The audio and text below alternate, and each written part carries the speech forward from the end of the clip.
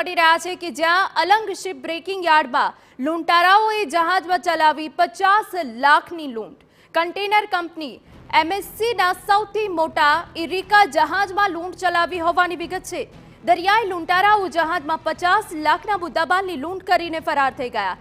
Shriram group of કંપનીએ south કોરિયાથી જહાજ ખરીદતા અલંગ આવ્યું હતું. બીચિંગ માટે આવેલા જહાજને બહાર પાણીમાં રખાયું અને તે દરમિયાન ચોરીની ઘટના બની. જહાજમાંથી ₹50 લાખના મુદ્દામાલની ચોરી થઈ છે. અનેક વખત મરીન પોલીસે રજૂઆત છતાં કોઈ પગલાં ન લેવાતા હોવાના પણ આક્ષેપ થઈ રહ્યા છે.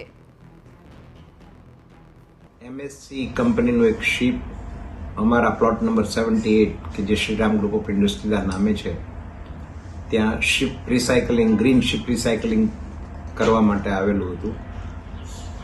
બહાર પાણી એટલે કે દરિયામાં સમુદ્ર, અલંગ એન્કરેજ અને દીવ અને જે ત્યાંથી આપણી ખંભાતના અખાતમાંથી જે જેટી આપણી ચેનલમાં પસાર થાય ત્યાં ચાંચિયાઓ ચડી અને ખૂબ જ મોટા પ્રમાણમાં ચોરી કરે છે. મેં લિખિત ફરિયાદ પણ આપી છે.